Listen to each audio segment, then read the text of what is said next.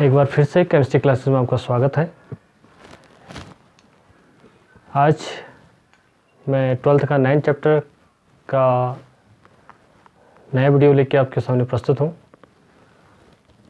जो मेरा टॉपिक है जिस पर हम आजकल बात कर रहे हैं वो हम बात कर रहे हैं कोऑर्डिनेशन कंपाउंड में, उपसहसंयोजक यौगिक पे। तो बच्चों, आज इसी में मैं महत्वपूर्ण टॉपिक की बात करने वाला हूँ, वो है आपका IUPAC name means IUPAC name means nomenclature coordination compound का कैसे किया जाता है। बहुत महत्वपूर्ण है, एग्ज़ाम में आता ही आता है, बहुत कॉमनली आता है, चाहे कॉम्पिटिशन एग्ज़ाम में या बोर्ड एग्ज़ाम में आपका ज़रूर आता है। तो आज बहुत ट्रिकी से मैं आपको बताने जा रहा हूँ। लास्ट तक मेरा वीडियो को ध्यान से देखिएगा और आज ये अपने नंबर पक्के कर लीजिएगा कि कैसे हमें नोमेनक्लेचर अगर बोर्ड एग्ज़ाम आए तो कैसे करना है।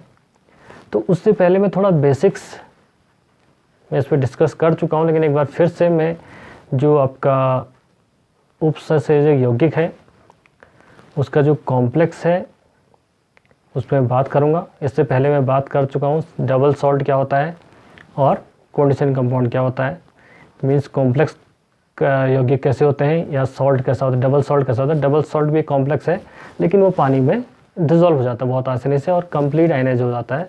लेकिन हम देखते हैं जो आपका कॉम्प्लेक्स कंपाउंड है मीन्स कोऑर्डिनेशन कंपाउंड है, उपसहसंयोजक यौगिक है, ये जो इस ग्रुप मंडल के अंदर मीन्स जो कोऑर्डिनेशन स्फीयर के अंदर जो हमारा कॉम्प्लेक्स रहता है वो कभी भी आयनाइजेबल नहीं होता है, ये हाईली स्टेबल होता है।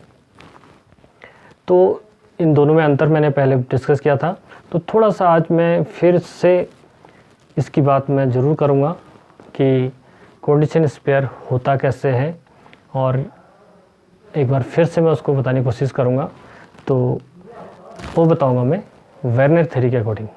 वेर्नर्स थ्योरी जो हमने स्टडी की है तभी हम कोऑर्डिनेशन कंपाउंड को भी जाने हैं। तो कोऑर्डिनेशन स्फीयर में जैसे हमें वेर्नर ने इंट्रोड्यूस कराया था कोऑर्डिनेशन कंपाउंड से, तो यहाँ पे 3 सिंपल यौगिक हैं। सपोज हमारे पास है COCl3 6NH3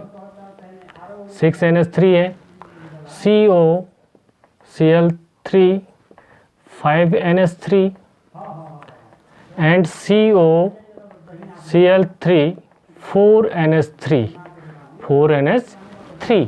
तो ये 3 कॉम्प्लेक्स हमारे पास है इनको। तो यहाँ पे मैं एक और आपको बात बता दूँ इससे पहले कि जो अल्फ्रेड वर्नर थे, आज से ठीक 122 साल पहले की बात मैं बता रहा हूँ, जब स्विस वैज्ञानिक अल्फ्रेड वर्नर ने 1898 में इस सिद्धांत को प्रतिपादित किया था। उपसहसंयोजक यौगिक के बारे में हमें जानकारी दी थी कि इस टाइप के बॉन्ड भी हो सकते हैं। तो उन्हें कोऑर्डिनेशन स्फीयर को एक्सप्लेन किया था जिसमें उन्होंने बताया था कि एक सेंट्रल मेटल आपका होता है और इसमें 2 टाइप की वैलेंसीज आपकी होती है। 2 टाइप की वैलेंसी होती है जो उपसहसंयोजक बंध से जुड़े होते हैं, इनको बोलते हैं हम सेकेंडरी वैलेंसी मीन्स द्वितीयक संयोजकता। सेकेंडरी वैलेंसी हम कर लें, सेकेंडरी वैलेंसी। और उसके बाद भी जो कॉम्प्लेक्स पे चार्ज रह जाता है, तो जो नेगेटिव आयन्स इस पर रहते हैं या चार्ज को सेटिस्फाई करने के लिए जो भी आयन्स इसके पास रहते हैं, सपोज ये कॉम्प्लेक्स है नेगेटिव पॉजिटिव आयन वाला, तो इस पर नेगेटिव कुछ भी इसमें आयन जुड़े हैं, NO2 Cl Br कुछ भी जुड़ा है, तो वो होती है आपकी प्राइमरी वैलेंसी। और ये क्या आपका सेंट्रल मेटल। तो और ये कोऑर्डिनेशन स्फीयर है और इस पर क्या होते हैं, लिगेंड होते हैं। लिगेंड क्या होता है, आपका डोनर एटम होता है, ये हमें पता है। तो जो प्राइमरी वैलेंसी होती है वो आयनाइजेबल होती है और जो सेकेंडरी वैलेंसी होती है वो नॉन आयनाइजेबल होती है। इस पर और भी इस तरीके को मैं डिटेल में नहीं जाऊँगा, आपको इसको बहुत अच्छे से पढ़ना है और जो मैं ये टर्म्स आपको बता रहा हूँ उससे बहुत आसानी से आपको इस थ्योरी समझ में आ जाएगी। तो जो हम यहाँ पे उदाहरण ये ले रहे हैं, ये 3 उदाहरण मैंने यहाँ पे लिए हैं। तो वर्नर ने यही इसमें इस 1 2 3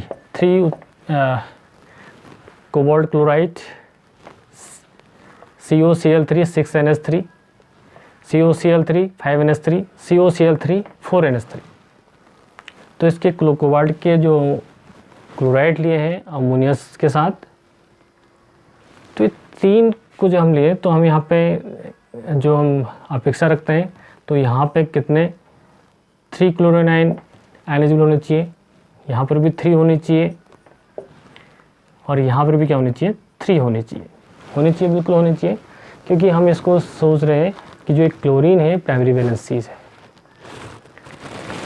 लेकिन यहाँ पे हम देखते हैं जब इसको हम किससे रिएक्ट कराते हैं COCl3 6NH3 ये जो भी तीनों मॉलिक्यूल्स को सिल्वर नाइट्रेट से AgNO3 से ट्रीट कराते हैं,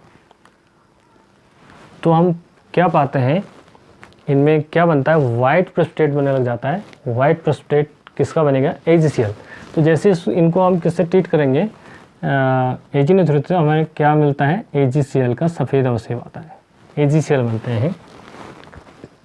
तो AgCl बन रहे हैं तो बनने इसके अकॉर्डिंग क्या बनने चाहिए, अगर 3 क्लोरीन आयन है 3 क्लोरीन आयन अगर तीनों में आ रहे हैं तो सब में क्या आना चाहिए 3 मोल AgCl बनना चाहिए, सब में बनना चाहिए। लेकिन ऐसा होता नहीं है। वास्तव में क्या बनता है, वास्तव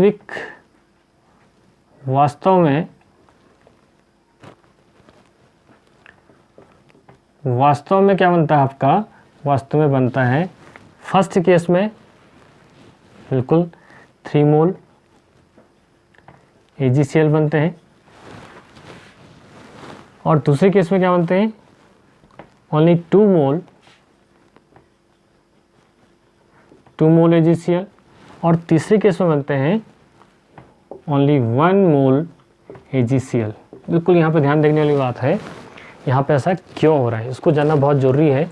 देखिए अपेक्षा हमको 3 मोल की थी, लेकिन AgCl जो बने मिलाने पर फर्स्ट केस में तो हमें कितने मिले 3 मोल्स AgCl बने, दूसरे केस में केवल 2 मोल AgCl बने और तीसरे केस में केवल ओनली 1 मोल्स AgCl बना।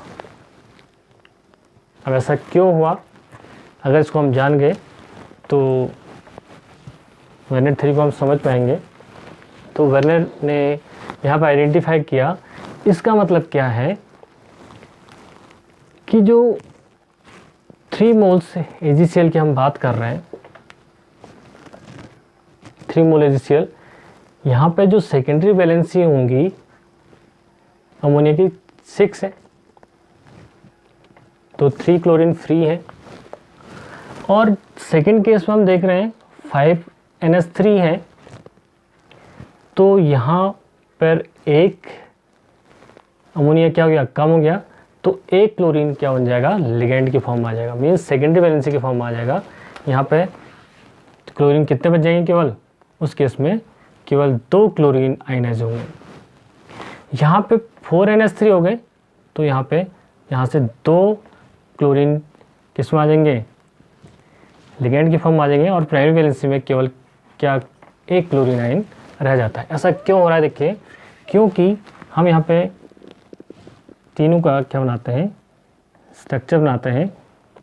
होता कैसे है, यहाँ पे देखिए तीनों का हम ज्योमेट्री बना लेते हैं। अष्टफल की ज्योमेट्री यहाँ पे होगी, 6 लिगेंड तो अष्टफल की होगा, ये उपसंयोजक बंध है। अब पहले केस में क्या हमारे पास कितने NH3 हैं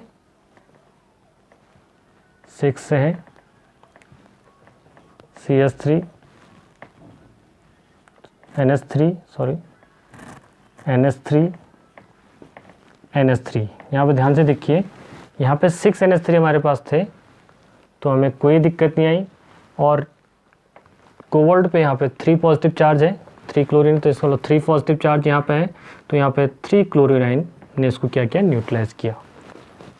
तो 3 क्लोरीन प्राइमरी वैलेंसी कौन सी है, ये है। अब दूसरे केस में हम देख रहे हैं तो यहाँ पे AgCl कितने बनेंगे, 3 मोल्स बनेंगे, क्योंकि 3 क्या है, प्राइमरी वैलेंसी में है, जो आयनाइज हो सकते हैं स्फीयर से बाहर है। अब यहाँ पे हम देख रहे हैं इस केस में, देखिए सेकेंड केस में हम देख रहे हैं NH3 कितने हैं, 5 है, तो एक क्या आ गया यहाँ पे क्लोरीन आ जाएगा, तो एक क्लोरीन यहाँ पे आ जाएगा, जबकि और क्या हमारे पास NH3 है, और क्या है 5 क्या है NH3 NH3 NH3 NH3 NH3 NH3। तो अब आपके कॉम्प्लेक्स के बाहर चार्ज क्या आएगा, क्योंकि ये उदासीन है अमोनिया, तो 3 पॉजिटिव, यहाँ 2 पॉजिटिव चार्ज, तो यहाँ 2 क्लोरीन आयन, तो 2 मोल्स बनेंगे AgCl, क्योंकि 2 आयन स्फीयर के बाहर मीन्स प्राइमरी वैलेंसी में। ऐसे थर्ड केस में हम देखते हैं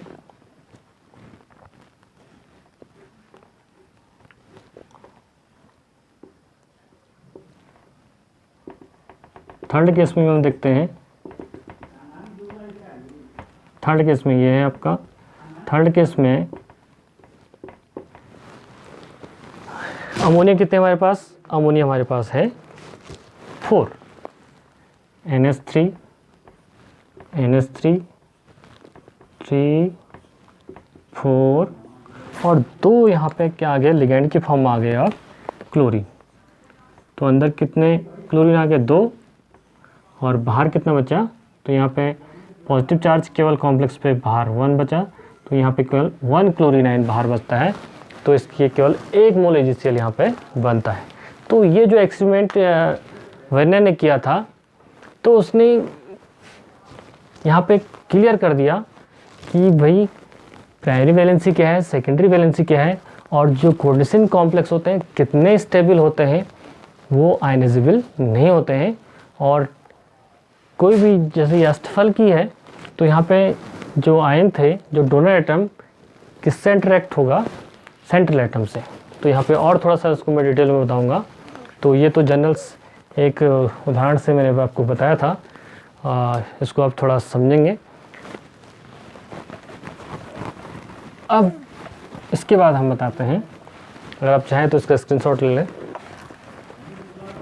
अब देखें यहाँ पे, अब बात करते हैं कोऑर्डिनेशन कॉम्प्लेक्स की। ये वर्नर का एक्सपेरिमेंट था, जिसके थ्रू ने सेकेंडरी वैलेंसी और प्राइमरी वैलेंसी को एक एक्सपेरिमेंट के थ्रू क्लियर किया। अब बात करते हैं सिंपल तरीके से, मीन्स सपोज लिगेंड की बात हम करते हैं। लिगेंड क्या होता है, थोड़ा मैं इसको ही बता दूं। NH3 अमोनिया है, तो अमोनिया के पास क्या है, लोन पेयर है, और एक H पॉजिटिव आयन मीन्स जो इलेक्ट्रॉन डेफिशिएंट है, अगर इसके आसपास आता है तो it can donate a electron pair, पूरा का पूरा पेयर इलेक्ट्रॉन देता है। तो ये क्या बनाता है, एक कोऑर्डिनेट बॉन्ड। इसको मैं ऐसे भी दिखा दूँ, H, तो ये क्या बनेगा, हाइड्रोजन के साथ कोऑर्डिनेट बॉन्ड बनेगा।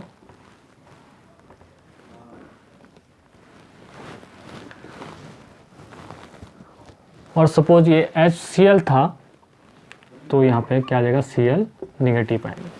तो इसको हम ये भी लिखते हैं अमोनियम आयन या अमोनियम क्लोराइड। NH4Cl इसको लिख दें तो क्या हो गया, अमोनियम क्लोराइड। लेकिन ये क्या है, ये डोनर एटम है। ये क्या है, डोनर एटम, दाता परमाणु। दाता परमाणु जो पूरा पेयर किसी को शिफ्ट करता है, देता है। और ये क्या है, एक्सेप्टर। और ये जो बंध बना, ये बना आपका उपसहसंयोजक बंध। उपसहसंयोजक बंध, कोऑर्डिनेट बॉन्ड जैसा बोलते हैं, कोऑर्डिनेट बॉन्ड। तो ये इसकी एक थ्योरी है जिसको हमें समझना है। अब किसी कॉम्प्लेक्स को हम लेते हैं, एक उदाहरण हम ले लेते हैं। सपोज हमारे पास है एक उदाहरण FeCN6 और इसके बाहर मैं लिख दूं K4। ये हमारे पास एक कॉम्प्लेक्स है। तो अगर यहाँ पे हम बात करते हैं, ये क्या है आपके लिगेंड, ये क्या है आपके लिगेंड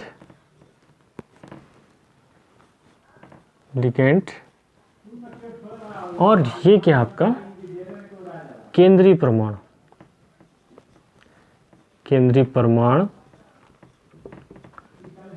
ये केंद्रीय परमाणु आपका है। और ये जो स्फीयर दिख रहा है इसे बोलते हैं गुरु कोष्ठक, इसे बोलते हैं गुरु कोष्ठक। ये क्या आपका गुरु कोष्ठक है। और ये क्या आपका आयन, धन आयन, धन आयन यहाँ क्यों आया? क्योंकि यहाँ पे कॉम्प्लेक्स पे क्या बचेगा, नेगेटिव आयन। ये जो कॉम्प्लेक्स है, ये जो स्फीयर है, ये ऋण आयन आवेश वाला, इस पर ऋण आवेश होता है तो इस पर क्या आएगा, धनायन। अगर इस पर ऋण आयन होगा तो इस पर धन आयन होगा तो इस पर क्या आएगा, ऋण आयन वाला आयन्स इसको उदासीन करने के लिए इसके आसपास आएंगे। तो ये चीज़ हमें देखना है। तो ये कुछ चीज़ें हैं जिन्हें हमें बहुत ध्यान से समझना है। तो यहाँ पे एक और मैंने उदाहरण आपको यहाँ पे दिया है, इसको हम रब कर दें ऊपर से।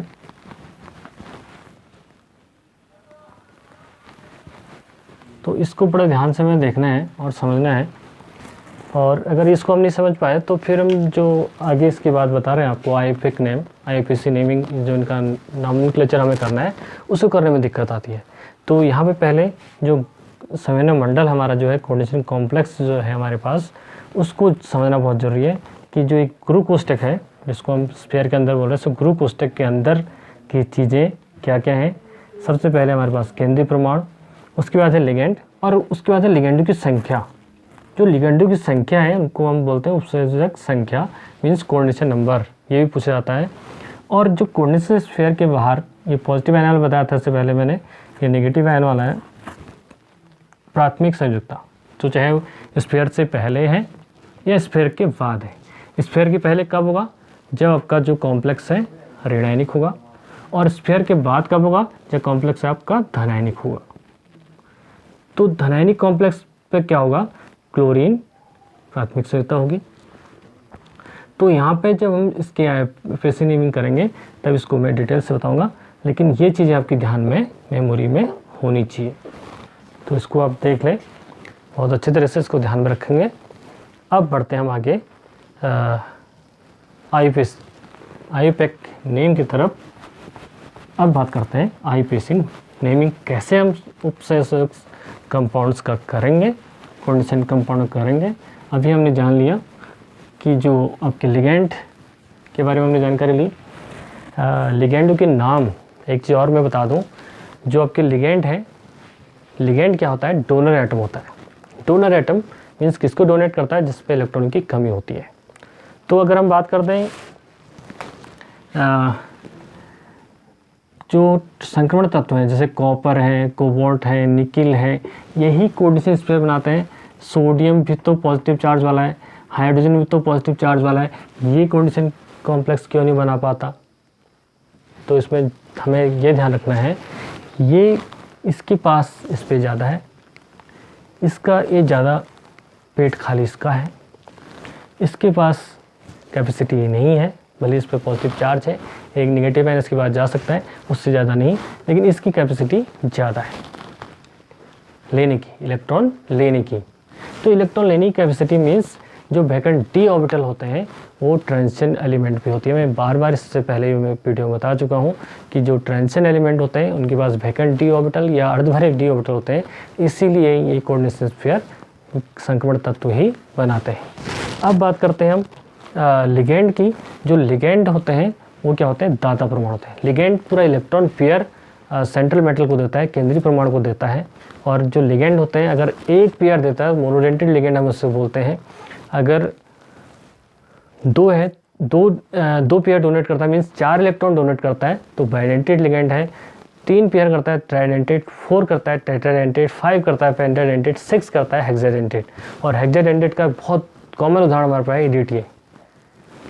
EDTA बहुत कई बार एग्जाम में आता भी है, तो इसके लिए मैं ये चीज़ें आपको याद करनी पड़ेंगी। इसके लिए आप बुक्स में जाएंगे, बुक्स में ये चीज़ें जो लिगेंड्स की टेबल आपके बुक में दे रखी है, जिसको मैं पूरे टेबल से यहाँ पे बताना चाह रहा हूँ, इसको आपको याद करना है कि जो लिगेंड है इनकी नेमिंग और कितने पेयर ये इलेक्ट्रॉन करते हैं, बाइडेंटेट, मोनोडेंटेट, ट्राइडेंटेट, सारे लिगेंड्स का चार्ट बना के उसे याद करने की कोशिश करेंगे। और याद करना है, और जैसे जैसे हम इनकी अभ्यास करेंगे तो याद भी हो जाता है, कोई दिक्कत वाली बात नहीं है। तो जो EDTA है, हेक्साडेंटेट EDTA, कई बार इसके स्ट्रक्चर बनाना भी आता है।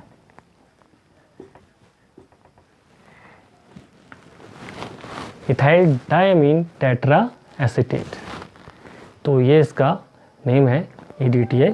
बहुत कॉमन हेक्साडेंटेट लिगेंड अकेला है, तो इसलिए इसको जरूर ध्यान में रखेंगे, इसका स्ट्रक्चर भी। अब बात करते हैं हम IUPAC नेमिंग की। तो जहाँ नेम की बात हम कर रहे हैं तो हम सिंपल आयन से जाएंगे। सपोज हमारे पास एक उदाहरण है, हमारे पास है सोडियम क्लोराइड NaCl। NaCl में एक हमारे पास धन आयन है, एक ऋण आयन है, तभी एक दूसरे से इंटरेक्ट हुए इलेक्ट्रोस्टैटिक फोर्स से। आयनिक बॉन्ड हम इससे कहते हैं, कोऑर्डिनेट बॉन्ड तो नहीं कहते हैं, यहाँ पे आयनिक बॉन्ड कहते हैं, क्योंकि एक एक इलेक्ट्रॉन एक ने लिया है, एक ने दिया है, तो इसको हम आयनिक बॉन्ड कहते हैं। तो यहाँ पे हम देख रहे हैं, अगर इसका नेमिंग हम करते हैं तो धन आयन का नाम पहले आता है, तो इसको हम कैसे लिखते हैं, सोडियम क्लोराइड, सोडियम क्लोराइड लिखते हैं। मीन्स पहले हम किसका लिखते हैं, धन आयन का, फिर लिखते हैं हम ऋण आयन का नाम। तो सिंपल बस इसी तरीके से हम चलते हैं। अगर हमें IUPAC नेमिंग करना है, मीन्स IUPAC करना है, IUPAC नेमिंग हमें करनी है, तो हमें क्या करना है, तो हम क्या करते हैं, 2 उदाहरण ले लेते हैं। लेकिन हमें ये ध्यान रखना है कि धनायन कोऑर्डिनेशन स्फीयर और ऋणायनिक कोऑर्डिनेशन स्फीयर में हमें ध्यान रखना है कि हमें क्या करना है।